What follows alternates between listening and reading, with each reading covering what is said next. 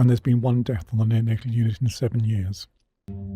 The unit no longer cares for such sick babies, and there's only been one death in 7 years.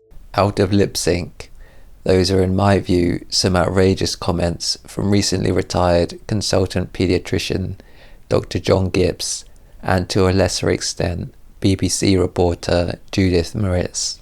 The reason I find these comments outrageous, that there had been one death in 7 years at the Countess of Chester Hospital neonatal unit post the removal of Lucy Letby, is because there are a number of publicly accessible, very credible reports which show this simply isn't true. The lower end of the estimates, which I will walk you through so you can verify for yourself, put the numbers at 3 deaths in 2017, 3 deaths in 2019, and 3 deaths in 2021. That's already 9 times higher than the 1 death in 7 years which Dr Gibbs claimed. Irrespective of whether or not you think Lucy Letby is guilty, the comments of Dr Gibbs and BBC reporter Judith Moritz are surely disrespectful to the families who have suffered a bereavement in the years since Lucy Letby's removal from the unit. I guess it's possible when and if they hear the quote about the numbers, they each assume they are the one Dr Gibbs and Moritz are talking about.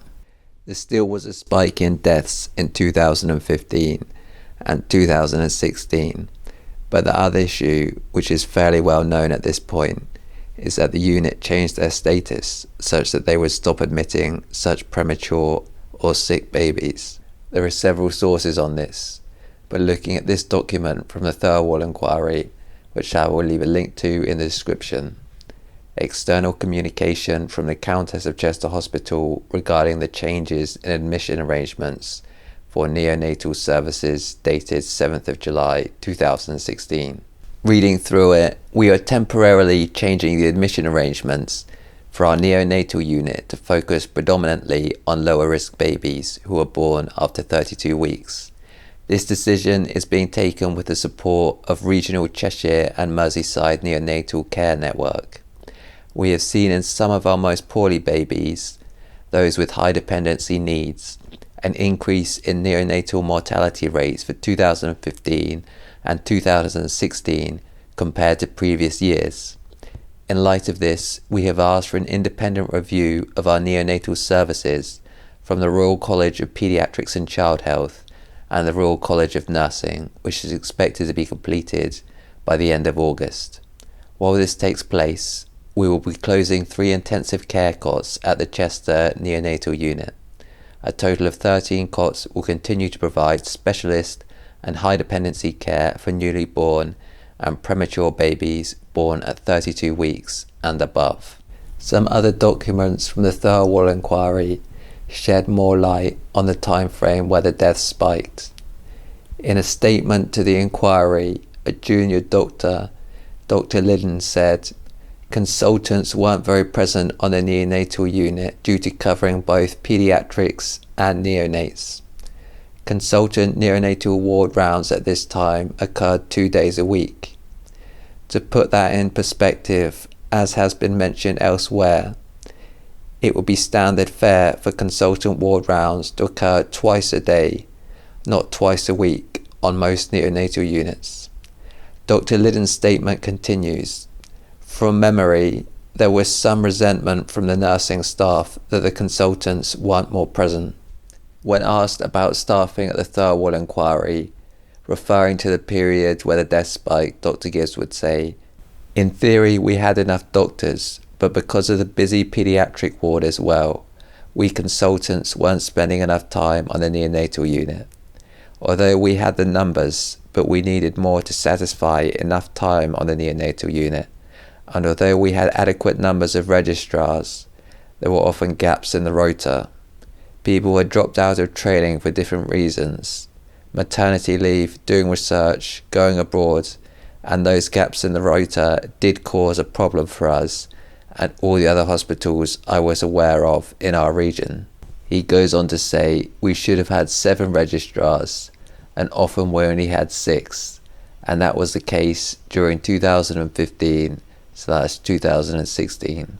In another statement from the inquiry, a Dr. Beach reveals a bit more about the situation. It turns out that things on the ward reached a fever pitch, which coincided with the removal of Letby, and at that time the consultants stepped up their ward rounds. Quote, returning to work at the hospital again after June 2016. Like Dr. Liddon, she also refers to the issue of consultant rounds, stating, quote, when I returned to work at the hospital after June 2016, the most notable difference was that there was a consultant-led ward round on the neonatal unit daily compared to twice per week before this date, and a named consultant responsible specifically for the neonatal unit every day, rather than it being covered by the consultant also on duty for general paediatrics. This felt like a positive change. I think it's notable that though consultant cover had increased, it was still below average. So I'll walk you through it so you can verify these statistics for 2017, 2019 and 2021 without taking my word for it. If you follow the TIMS link in the top left, which is also linked in the description. Once you are on the TIMS website, you will need to select Letby's former hospital, the Countess of Chester Hospital. At the top, you will also need to select neonatal and crude as opposed to stabilized and adjusted. Stabilized and adjusted will change the rate to take into account the risk level of the babies. You can see the crude mortality rate for 2017 is 1.03 per 1,000 live births. Then you look at the total number of births, and for 2017 you can see there were 2,936. So for 2017 there were 3 deaths out of 2,936 births. In that year alone, 3 times as many as the 1 death in 7 years Dr. Gibbs claimed. I think it's been 7 years now since the last of those deaths, and there's been 1 death on the neonatal unit in 7 years. Before going any further, I think it's important to point out the key in the top right of the TIMS website. It's colour-coded, with green hospitals doing very well and hospital marked as red doing the worst. Without doing any statistical analysis myself, you can see the Countess of Chester Hospital are in the worst zone, the red zone, for 2019 and 2021. In 2017, they are categorised as a dark orange, which is the second worst zone. The colours are white for 2018, 2020 and 2022, which seems to be due to a reporting issue. At a glance, you could think white is used to signify a 0 value, but looking at the key, this is not the case. There is a second source which contradicts Dr. Gibbs' claim and provides slightly different statistics. On 22nd of September 2018, Wally Aslam sent a Freedom of Information request to the Countess of Chester Hospital Trust. He asked for information with regards to the number of neonatal and stillbirth deaths since April 2012. This report shows 4 deaths in 2013, 4 deaths in 2014, 9 deaths in 2015, 8 deaths in 2016, 4 deaths in 2017, and 2 deaths in 2018. I think the reason the deaths reported are higher here than in other versions is because they record every individual who passes through the Countess of Chester Hospital. So it's not restricted to patients who were born and died at the hospital, but also patients transferred out and transferred in. Remember, this Freedom of Information request came in September 2018, so reporting wasn't completed, and by the TIMS/MBRA statistics, there was a reporting issue for that year. I think it's also worth remembering, as has been described elsewhere, many of the babies on the indictment were high-risk babies, with there being very unusually 3 twins and 1 triplet. Looking at 2019, where as mentioned they are back in the red zone, the crude neonatal mortality rate is 1.22 deaths per 1,000 live births. In total, there are 2,458 births. So in total, there are 3 deaths in 2,458 births. Looking at 2021, where once again the Countess of Chester neonatal unit is in the red zone. The crude neonatal mortality rate is 1.24 per 1,000 live births. The number of births are 2,423.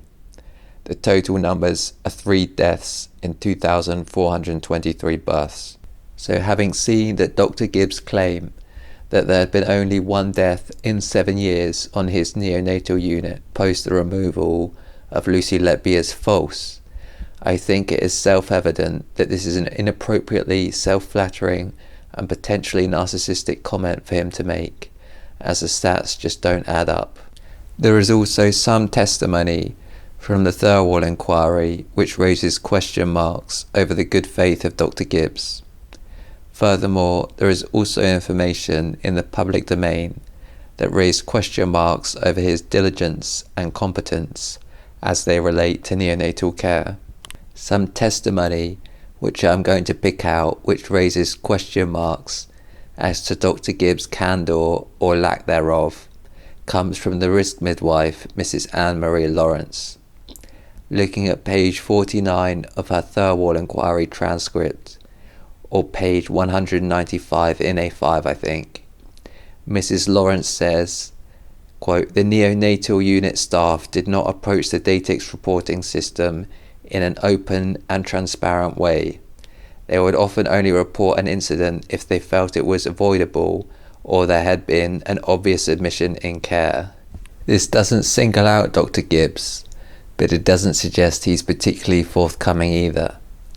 Later on page 50, Mrs. Lawrence is asked by the inquiry, was this a concern that you had about the consultants, that they were cynically and deliberately not filling in the Datix reporting system until they effectively had no choice? She responds yes. When asked which consultant specifically, she says, "I think I would say the body of consultants. What I found, certainly in neonatology, was that they all stuck together. So even if they thought somebody had made a clinical omission, rather than report it, they would have a conversation first, consultant to consultant."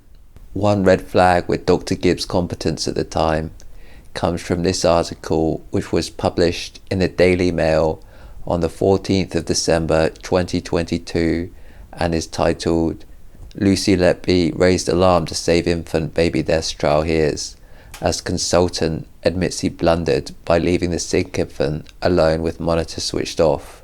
The prosecution had heard that baby G had been found by Letby with the monitor switched off. She then gave the baby neopuff breaths and called for help. They put it to Letby that she had intentionally switched the monitor off.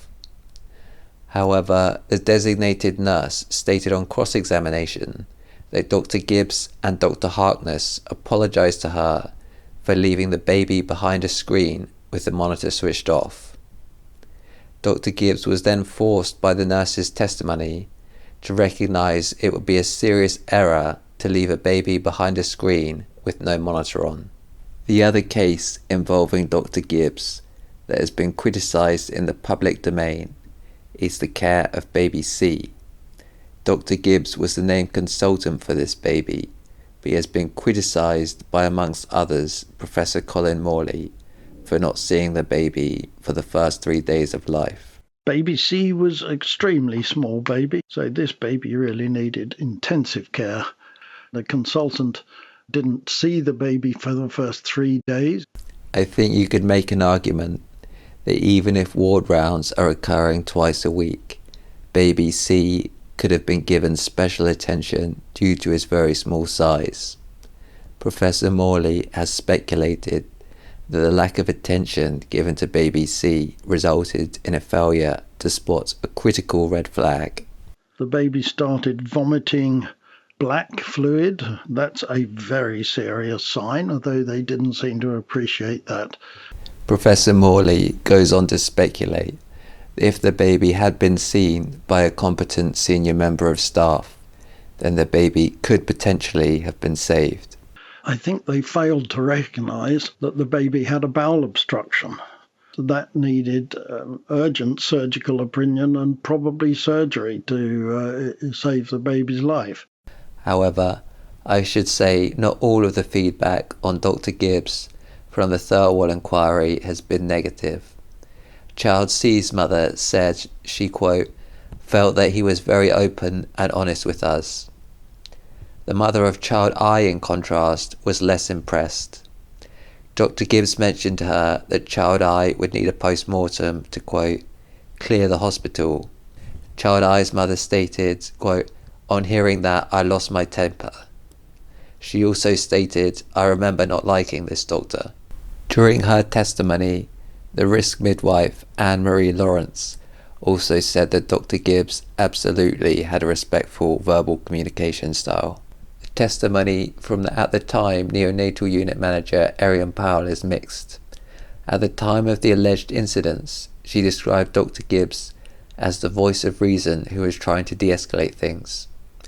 At the time of the inquiry, Dr Gibbs described himself as dithering to report Lucy Letby due to the feedback he received from Arian Powell. She responded to this by saying, I find it difficult to take that on board because I find I don't normally influence the consultants. Final thing I should say is that Dr Gibbs said he retired sometime in 2019, so he wouldn't have been on the unit for the 3 deaths in 2021. Nevertheless, I find it hard to take Dr Gibbs seriously as this great doctor who had to put up with one rogue nurse, considering he has misrepresented the truth on such a point of personal conceit. I don't know if he was misinformed by another consultant or what the issue was, but I find it hard to think of a good reason for him to make the 1 death in 7 years claim. I think it's been 7 years now since the last of those deaths, and there's been 1 death on the neonatal unit in 7 years.